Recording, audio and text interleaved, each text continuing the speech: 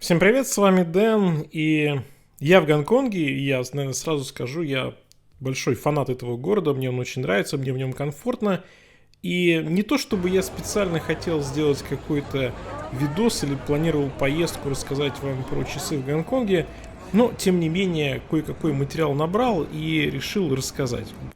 К тому же я уже не первый раз в этом городе, и, в общем, есть информация, которая было бы интересно с вами поделиться, плюс в конце этого ролика будет интересное. Я зашел к дилеру Сан-Мартин, и также я наконец-таки нашел очень даже приятный, большой, крупный магазин с китайскими часами в центре Гонконга, а в предыдущей поездке как-то так не сложилось, видел только маленькие какие-то отделы в магазинчиках, и вот все хотелось чего-то большего.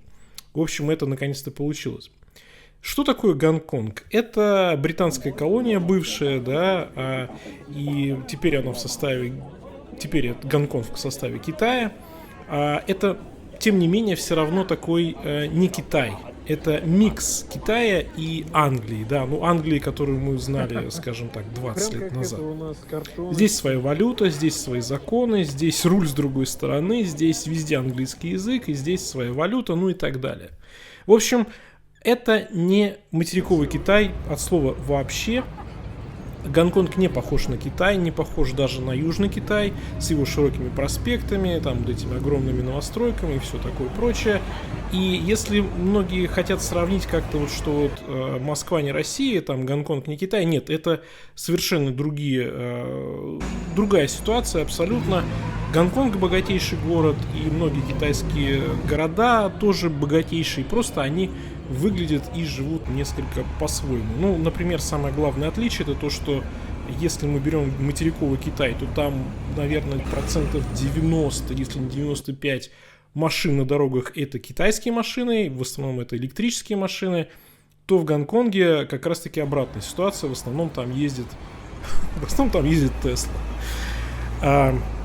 Хотя раньше было немножко по-другому. Мне нравится этот город, мне в нем комфортно. Мне нравится, знаете, вот это вот такой улей, да, или муравейник деловой, такой всегда спешащий куда-то, много людей. Вот эти вот небоскребы, которые не то чтобы, вот, знаете, искусственно построены ради того, чтобы были небоскребы, как, например, в Москва-Сити.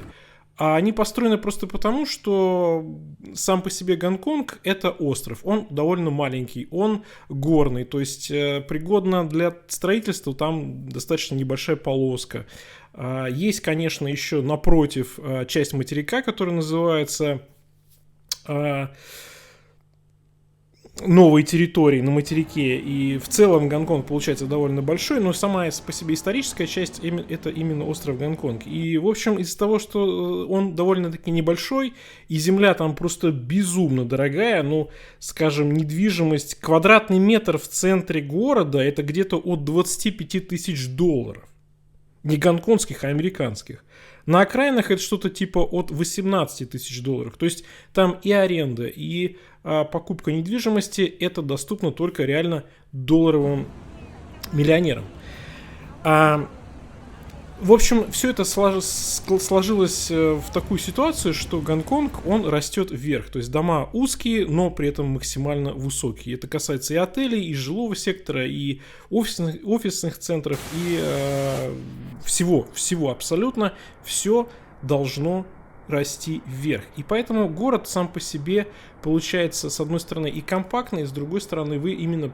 Вот это настоящие каменные джунгли, когда небоскребы вас окружают. Вы идете и везде на протяжении всего города, и на острове, и на материке, там везде все максимально высокое. Но при этом, знаете, есть вот из гудящего центра буквально 15-20 минут даже на автобусе, и вы попадаете уже в рай, да, там уже пляжи, там уже дорогая элитная недвижимость. Ну, она везде, конечно, элитная, но... За городом, особенно на острове Гонконг, там все самое максимально дорогое. И там уже, знаете, если мы можем сравнить сам Гонконг, может быть, больше с Нью-Йорком, ну, отчасти с Нью-Йорком, да, я об этом чуть попозже скажу, то пригороды острова Гонконг это скорее такая старая добрая Европа. Малоэтажная, пляжики, неторопливый ритм жизни. В основном там живут европейцы. Ну, потому что там просто супер дорого. Очень безопасно здесь, везде порядок, везде люди вежливые, везде чистота. Это можно сказать и про материковый Китай нынешний. Если вы заблуждались и думали, что Китай это что-то такое, вот какие-то там повозки на лошадях, то это, конечно же, не так. Но Гонконг это такая вот, в моем, опять же, понимании квинтэссенция. Здесь, конечно же, просто безумно дорого. Просто безумно дорого. Это касается всего. И если вы хотите, например, что-то вот понять, то, скажем, еда, да. Еда примерно в 2 раза дороже, чем в Москве. В среднем, если мы говорим. Правда, порции нормальные, не как в Москве, но тем не менее, в 2 раза дороже, может быть и больше. Уличная еда есть, опять же, не везде, в определенных только квартальчиках, и она тоже не дешевая. То есть это не Азия в плане еды, это не Вьетнам, не Таиланд, ничего подобное. В Гонконге дорого все. И, бутылка воды это там где-то 200-300 рублей, да, литровая. Вот, поэтому нужно понимать, да.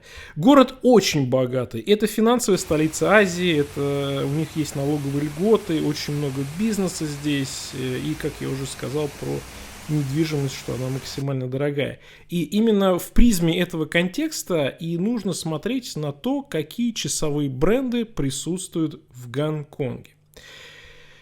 Я бы начал здесь с чего, да, то, что Гонконг это, конечно же, такое царство люкса и дорогих брендов. Если вы попадаете в деловой квартал, если вы попадаете в китайский квартал, если вы попадаете даже в пригороды Гонконга, везде будут дорогие бренды и люкс, буквально на каждом шагу. На каждом шагу. Это вот для сравнения магазинов Rolex в Гонконге, Rolex и Tudor, столько, как, например, КБ у нас в любом российском городе. Это касается даже пригородов, как я еще сказал. Но об этом, может быть, чуточку позже. А теперь, что касается часовых магазинов. Я, как уже говорил, что здесь в основном люкс. Здесь практически нет нижнего сегмента, здесь практически нет среднего сегмента. То есть это Rolex, это Vacheron Constantin, это Patek Philippe, это Piaget, кстати, много Piaget здесь, да.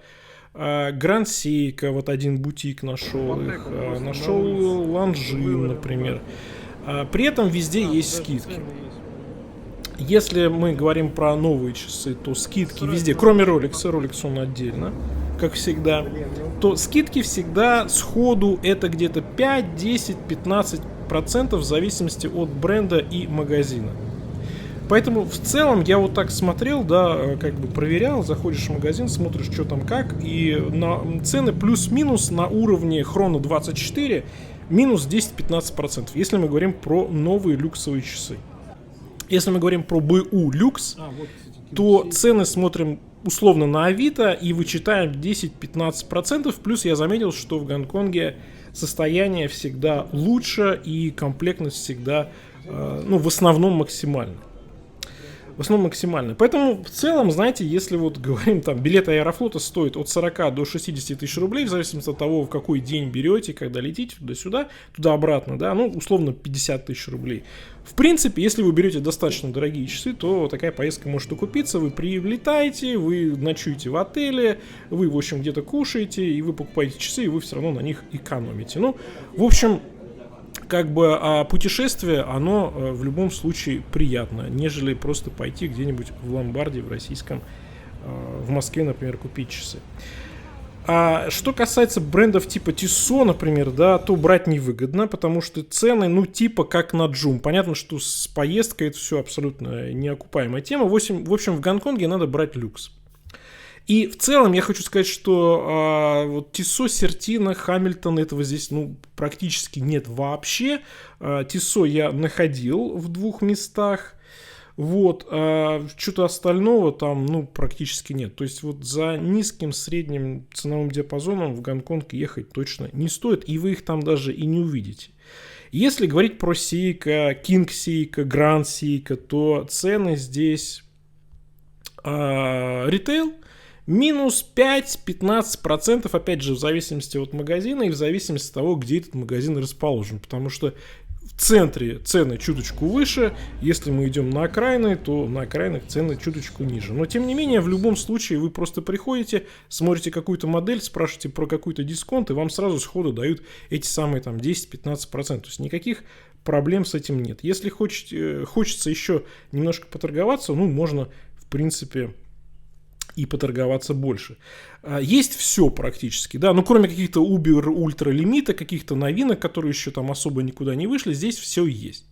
Вот я тут видосы специально вставляю, в общем, можете посмотреть. Поэтому в этом плане удобно. Можно посмотреть, все померить, везде все есть. Есть запас. И поэтому вам с витрин, как у нас, да, не продадут. То есть я вот покупал King Seiko, и на витрине мне показали все эти часы, и потом говорят, что подождите, сейчас мы достанем новую модель, абсолютно все в пленках, упакованные, вот при вас распаковываем, вам упаковываем, и вперед, да, не то, что у нас вот как бы вот на витрине есть, ее там 500 человек мерило, ну вот это твои часы и будут. А следующие мы закажем, они через месяц придут. Вот. Что касается Rolex, это, как и во всем мире, тема несколько отдельная, потому что скидок нет, в бутиках скидок нет никаких.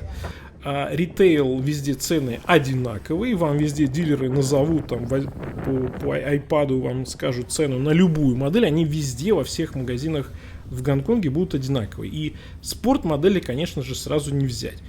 Сходу, что мне, например, предложили? Explorer 36 мм сходу предложили, Air King предложили новый, да.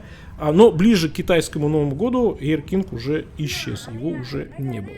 Ну, если говорить про цены наши на Авито, то где-то в среднем 10% вы сэкономите в Гонконге. Опять же, если мы берем часы за 1 000 000 рублей, экономия там 100, ну, может быть даже чуть больше, 100-150 тысяч рублей, это как бы повод сгонять в Гонконг, если есть такое желание.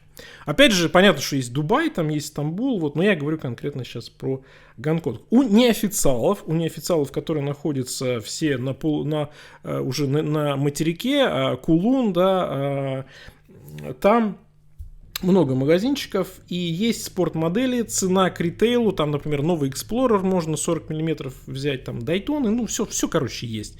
Но цены к ритейлу плюс 15-20%. Это, естественно, для фанатов Rolex только.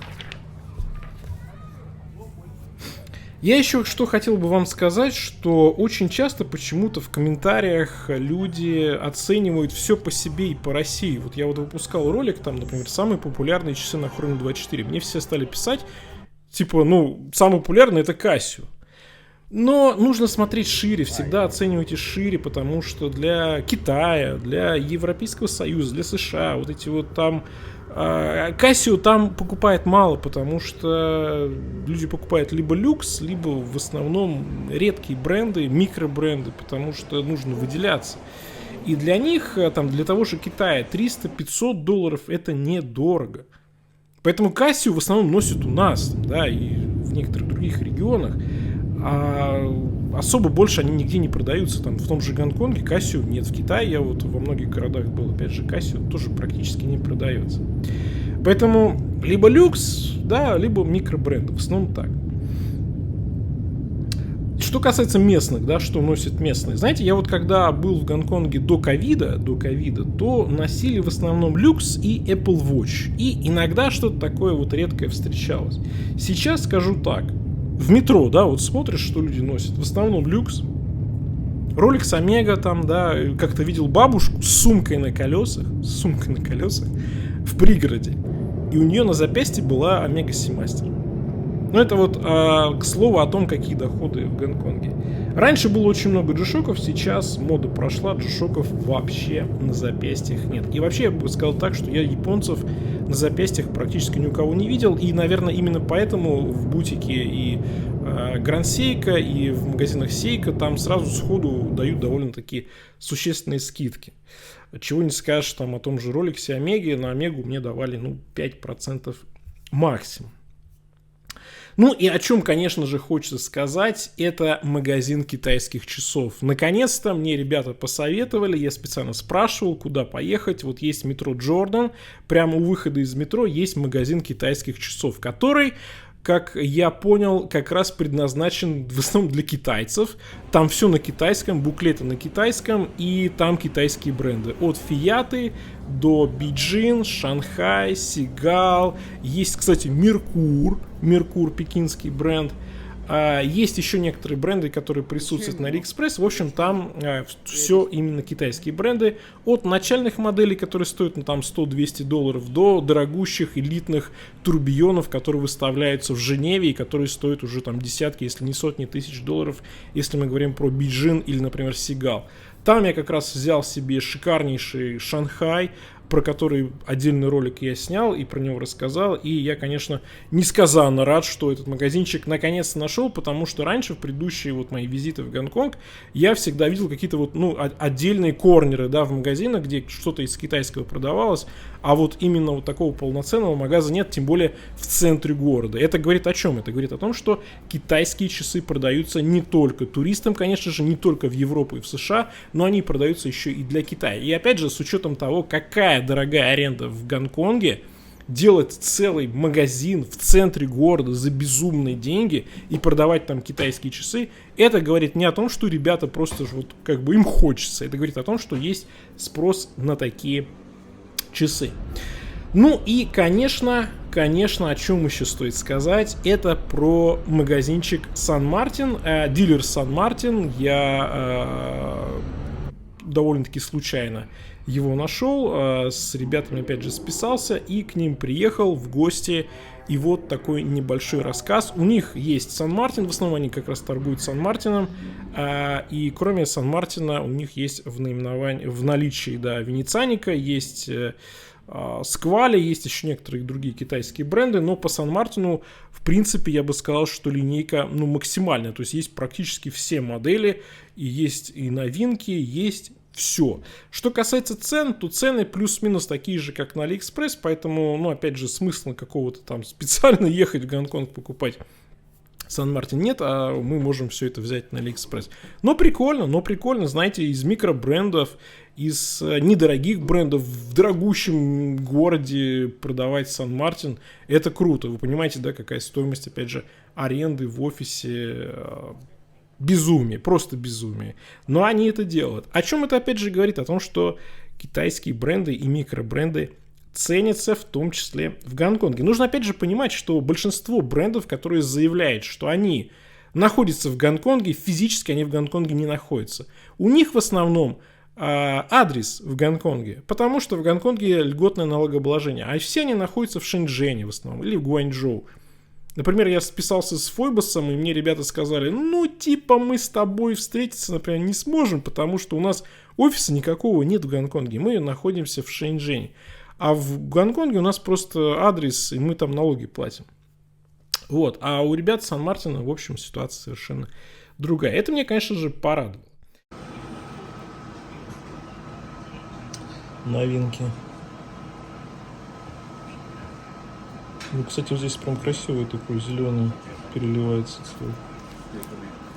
Небольшой новости браслет.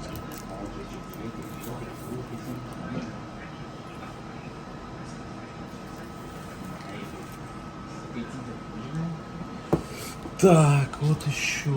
Ой, это прикольно, кстати. Оранжевый с зелененьким переливается. И новый вид браслета уже здесь, застежка новая. Классно. Мне нравится.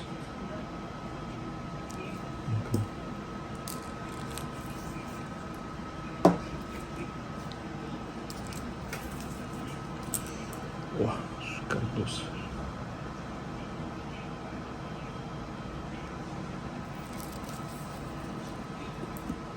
Так. Это тудор. Новая версия застежки. Предварительная версия, я, кстати, показывал предыдущую.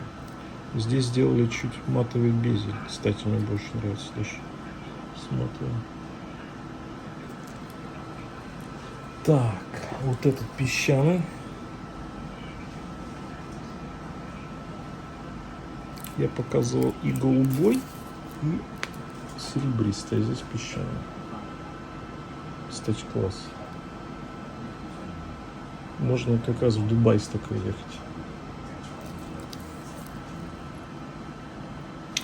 Ну и, наверное, самое интересное это вот это. GMT, биколорный безель, черный с бордовым. С новой версией браслета уже. Застежка. Тут классно, кстати. Очень круто. Такой сдержанный прям.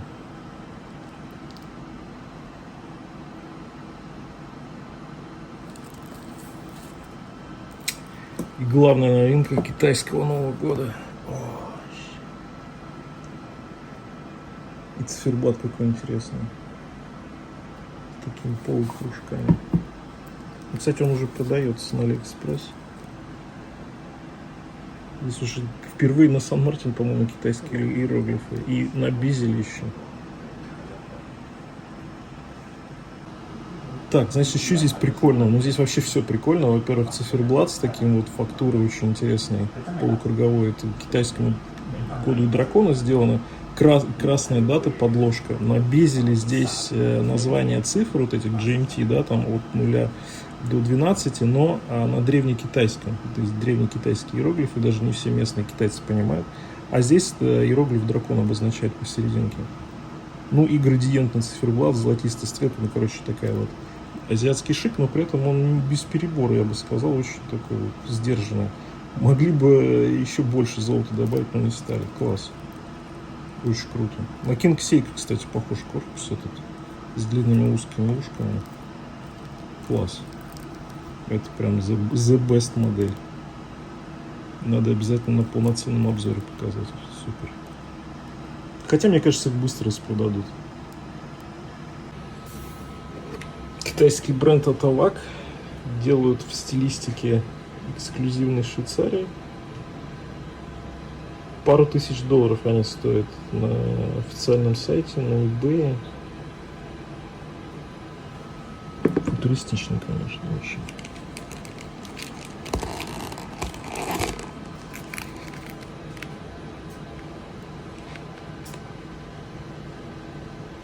Ну а здесь вот эта вот индикация даты движется, и таким образом показываются часы и минуты.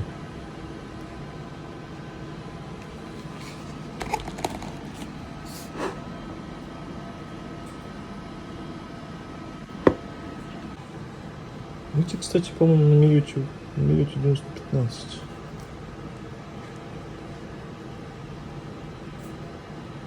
Класс.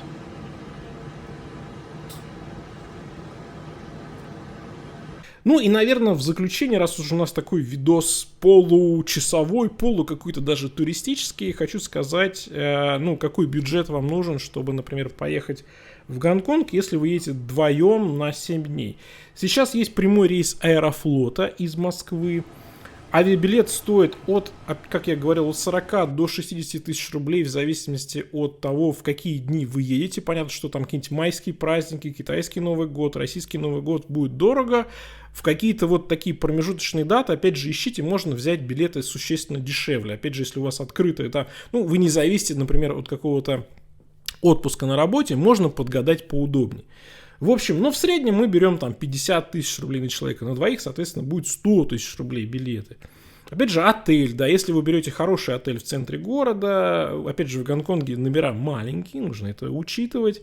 Вот, ну, плюс-минус 50 тысяч рублей, опять же, закладывайте. Еда дорогая, можно, конечно, сэкономить, и можно существенно сэкономить, можно в магазинах покупать еду, будет дешевле, но, опять же, не дешевле, чем в Москве. Но можно сэкономить. Но плюс-минус, если вы не хотите прям уже где-то что-то там сжиматься, планируйте тоже 1000 рублей, где-то 50. Ну и проезд, дорогой, экскурсии везде, да, все эти канатные дороги там и так далее. Это все не дешевое. И что касается оплаты, то рекомендую брать, конечно, наличные. Лучше всего брать доллары США, либо юани. Курс на них самый оптимальный. Ну и третий, наверное, по такому важности, это евро. Да, все остальные валюты не берите, потому что будет курс плохой. Что касается UnionPay, да, российских банков, то смысла в ней нет, она практически нигде не работает. В общем, лучше всего кэш, или если у вас есть карты стран СНГ, то ими, конечно же, можно оплачивать везде, практически во всех магазинах. И что удобно в Гонконге, вы в аэропорте по прилету сразу оформляете карту Octopus. Это аналог карты Тройка в Москве, но этой картой Octopus можно оплачивать и во многих магазинах, например, за воду, за какие-то там продукты питания, и в некоторых ресторанах, кафешках ей тоже можно платить, но на них, понятное дело, нужно уже закидывать гонконгские доллары. Поэтому моя рекомендация: берите доллары США и берите, в общем, какую-нибудь карточку Таджикистана, если вы ее оформили, и с ней проблем не будет. В отличие от материкового Китая, здесь не так много всяких оплат только по картам, только по QR-кодам. Здесь любят кэш, здесь любят NAL, поэтому в этом плане комфортно. Плюс виза не нужна, если меньше 2 недель, то вам визу оформлять никакую не нужно. На этом, опять же, неплохая экономия. Поэтому Гонконг для меня, например, как для часового фаната, это, с одной стороны, возможность рассмотреть дорогие люксовые часы, которые не так и просто посмотреть даже во многих странах Европы, кстати говоря. И с другой стороны, это просто шикарный, роскошный, очень приятный и, я бы сказал, комфортный азиатский город, в котором просто приятно быть. Поэтому здесь вы совместите как часовую какую-то любовь, так и любовь к туризму, к путешествиям и к познанию чего-то для себя нового. В общем, пишите ваши комменты обязательно и не забывайте ставить лайки, если вам, в принципе, вот такой формат понравился, формат интересный. Я буду стараться, поскольку я достаточно часто езжу по миру, могу постараться снимать что-нибудь подобное, может быть, даже более расширенные какие-то видосы, какие-то рассказы про разные страны и про часы, конечно же, в этих разных странах. Для меня это будет некий стимул, если вы выразите свое какое-то такое плюсиков понаставите к этому видосу. Ну, на этом всем пока. С вами был Дэн. Увидимся.